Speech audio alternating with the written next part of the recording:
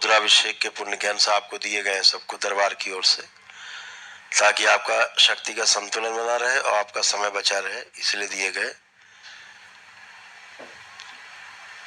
वो आपको 1 वर्ष के भीतर करने हैं 2 रुद्राभिषेक। वो चाहे दरबार आते जाते करें या अपने घर में ही आस पड़ोस के विद्वान जो ब्राह्मण देवता हो उनको बुला करके अपने घर पे कर सकते हैं। ये आप तो करने हैं 2 रुद्राभिषेक, वो भी 1 वर्ष के अंदर। दूसरा, सूजन के संबंध में वार्ता खूब हो चुकी है आप सबसे।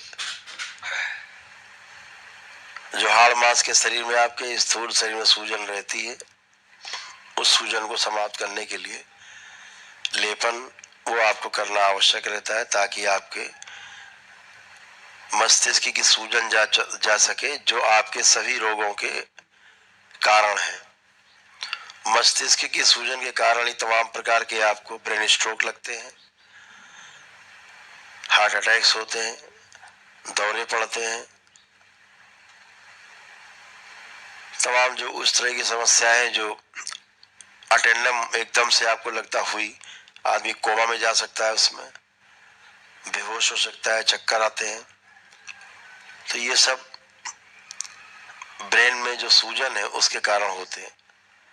दरबार से आप जुड़ते हो तो ये सबसे बड़ी सूजन आपके सूक्ष्म शरीरों में बनी रहती तनाव के रूप में, जो दरबार ने समाप्त कर दिया। इसलिए आप सभी को, किसी को भी 1% कोई भी तनाव नहीं है, जरा सा भी तनाव किसी में शेष नहीं है, किसी प्रकार का।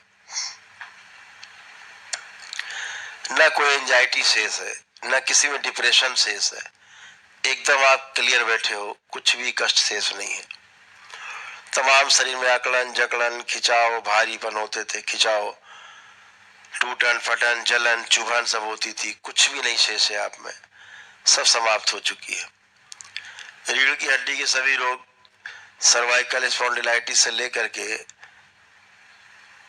डोर्सल की प्रॉब्लम या लंबर की प्रॉब्लम, लंबर स्पॉन्डिलाइटिस, या कॉक्सिक्स में या कूल्हे में कोई प्रॉब्लम्स है हिप जॉइंट्स में, वो सब आपकी जा चुकी, कुछ विशेष नहीं है।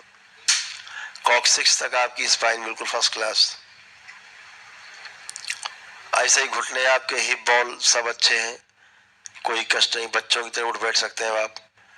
डॉक्टर ने बताया था नी रिप्लेसमेंट कराना है, घुटने नए बदलवाने हैं, कोई आवश्यकता नहीं बची आपको, घुटने आपके चेंज हो चुके हैं, स्पाइन आपकी एकदम नई हो चुकी है, कोई शेष नहीं, कष्ट किसी प्रकार का कष्ट शेष नहीं आपको, पूरी तरह आप लोग स्वस्थ हैं। डिप्रेशन, एंजाइटी खत्म हो चुका है, तमाम उस तरह के रोग जो इसके असाध्य रोग हैं और जिनकी चिकित्सा अभी तक संसार में है नहीं, नाम है रोगों के, बोलेंगे सिजोफ्रेनिया है, वो आपका जा चुका है, कुछ भी शेष नहीं। बाइपोलर डिसऑर्डर हो, ड्वेल पर्सनालिटी हो, स्प्लिट पर्सनालिटी हो, मेंटल डिसऑर्डर हो, या मल्टीपल स्क्लेरोसिस हो, या ऑब्सेसिव कंपल्सिव डिसऑर्डर है जो ओसीडी कहते हैं जिसको, सारा समाप्त हो चुका है। ओसीडी इतनी खतरनाक होती जो आप में थी, सभी परिवारों में होती है, ऐसा कोई परिवार नहीं आज तक मिला जिसमें नहीं होती। ओसीडी क्या है? ऑब्सेसिव कंपल्सिव डिसऑर्डर इसको बोलते हैं, जो पति पत्नी में तलाक का पहला कारण बनता है।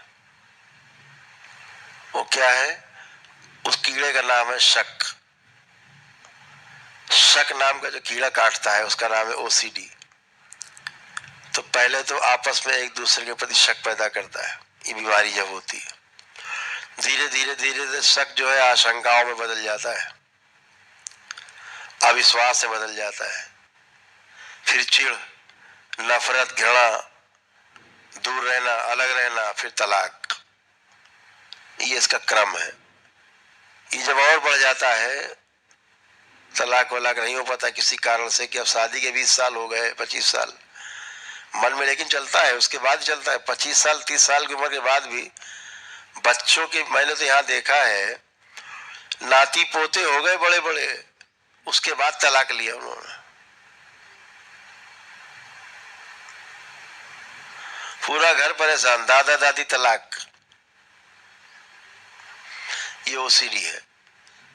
क्या करती है वो बताया हमने। और जब बढ़ जाता है रोग तो क्या होता है, जब और रोग बढ़ जाता है तो क्या करते हैं, अक्सर देखा हो घर में महिलाएं, पुरुष भी, पुरुष पीछे नहीं, ज्यादा थोड़े ही पीछे हैं, लेकिन उनके पास और तमाम काम रहते हैं तो नहीं पता लग पाता। महिलाओं पर घर का ही काम रहता है तो दिखता, उसके अलावा क्या करे वो, पुरुष बाहर करता रहता है तमाम काम।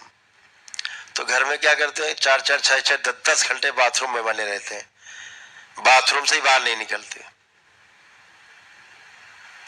और ये हर घर की समस्या है, किसी में कम है, किसी में ज्यादा है, किसी में बहुत ज्यादा है। 4-6-6, 10-10 घंटा बाथरूम से नहीं निकलते। घर परिवार को कोई आदमी छू ले फिर दोबारा नहाना है, छोटा हुआ तो उसको ही पकड़ के नहला देते हैं। और फर्श तो धोते धोते हैं, दीवारें धोते हैं, छत धोते हैं, पंखा, कूलर, एसी, टीवी, फ्रिज सब धो डालते हैं। लैपटॉप, मोबाइल धोते हैं सर्फ डाल के बाल्टी में। रुपया पैसा धो डालते हैं, गंदे हो गए। ये ओसीडी है। बहुत लोग बैठे इसमें कारनामा करके, सब बैठे हैं। ये सब आज समाप्त हो चुका है, कुछ भी नहीं शेष बचा है।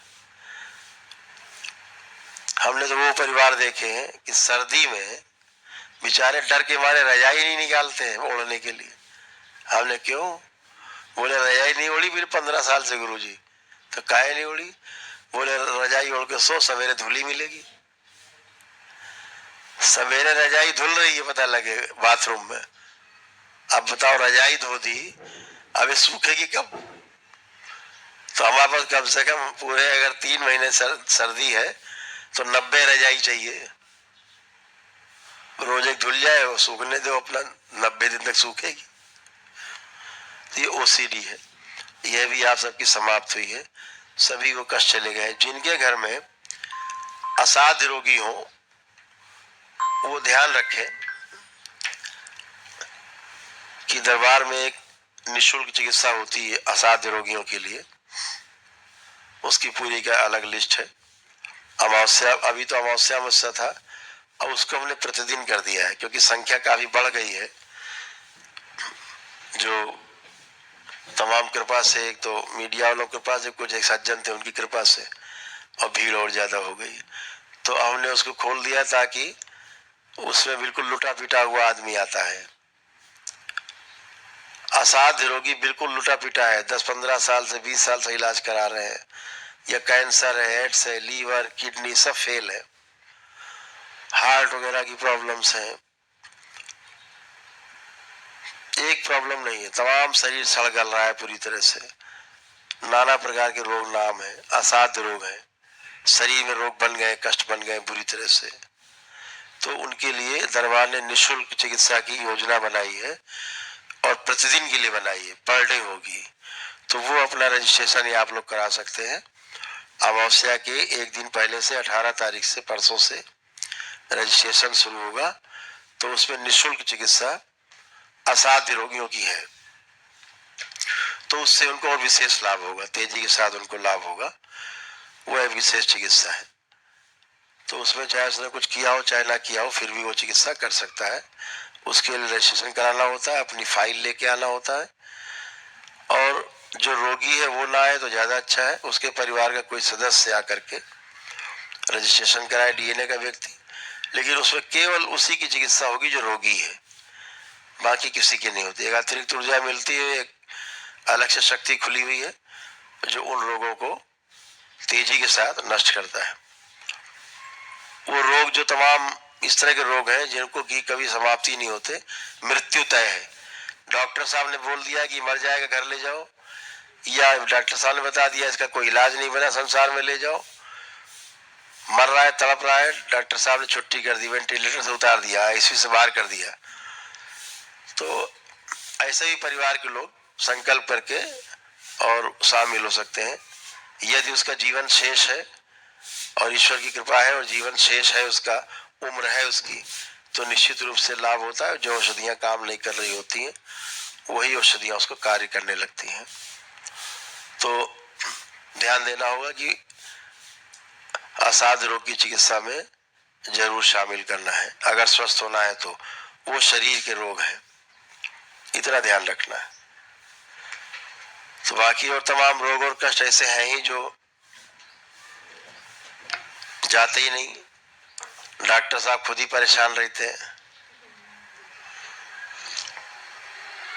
जो आप लोग अभी करके बैठे एक दिवसीय, इसमें 400 प्रकार के जो कष्ट हैं आपने पढ़ा होगा, निशान भी लगाया होगा उनमें छांट के, ये तो सब आपके एक दिन में तिरोहित हो जाते हैं।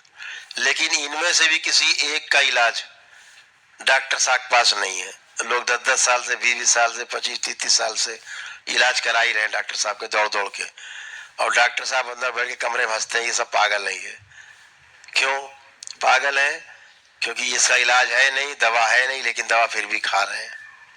नए नए रोग बन रहे हैं दवा खाने से, और नए नए रोग बन करके आदमी पागल हुआ जा रहा है, शरीर के कष्ट बढ़ रहे हैं, दूसरी दवाएं खा रहे हैं और साइड इफेक्ट है और कष्ट में होते जा रहे हैं। यही समस्या है। तो ये सब समस्याएं आपकी गई हैं और आप बिल्कुल आनंद में आप हैं। ये भी ध्यान रखना है आपको कि परिवार के वह सदस्य जो नहीं आए हैं अभी, शनिवार को मेरे द्वारा जो YouTube पर संकल्प कराया जाता है वह संकल्प जरूर करें। रात्रि में शनिवार को रात 9 से 10 के बीच में मेरे द्वारा एक संकल्प कराया जाता है जो एक दिवसीय अनुष्ठान कर चुके लोगों के लिए है, या दरबार से मंत्र दीक्षा ले चुके हैं या तंत्र दीक्षित है, उनके लिए केवल है। वो शनिवार को जरूर किया करें तो उनके भी सारे कष्ट चले जाए जो यहाँ नहीं आए। जैसे आपने, आपकी प्रार्थना और संकल्प से आप अच्छे हुए हो। आप ये मत सोच लेना कि आप अपने हवन से अच्छे हुए हो करके या अनुष्ठान करके अच्छे हुए हो, वो तो ऊर्जा है। आप स्वस्थ हुए हो अपनी प्रार्थना और अपने संकल्प से। जो आपने स्वयं अपने लिए प्रार्थना की, संकल्प किए, उससे आप अच्छे हुए। उसको अच्छा करने के लिए जो ऊर्जा है वो आपने अनुष्ठान के द्वारा उत्पन्न कर ली, आप पास है। उस ऊर्जा से आपका संकल्प पूरा हो जाता है, प्रार्थना आपकी पूरी हो जाती है। अगर वो ऊर्जा ना हो तो प्रार्थना और संकल्प आप करते रहो तब भी नहीं होगा, पूरा होता है। तो दोनों ही एक दूसरे के पूरक है। तो जब आप पास ऊर्जा का एक बृहद ऊर्जा का पुण्य होता है जो एक दिवसीय ऊर्जा में है, एक दिवसीय अनुष्ठान में है, जो आप महसूस करते हो, कर पा रहे हैं, आप उसका अनुभव कर रहे हैं कि आप वो कष्ट से बाहर हैं, आप आनंद में हैं। जो असाध्य रोग है वो उनको आपको एक दिवसीय में जरूर बता देना है। परिवार का कोई सदस्य या कोई पड़ोस का भी, उसको ही बता सकते हैं कि हमारे दरबार में निःशुल्क भी चिकित्सा होती है। तो अभी एक एक करके बाबा के समझ जाएंगे और प्रणाम करेंगे, वहाँ छोटा संकल्प करेंगे 1 मिनट का, मेरे समक्ष आएंगे, बाबा को, दरबार को धन्यवाद देते हुए अपने अपने गंतव्य को जाएंगे। हरि हर।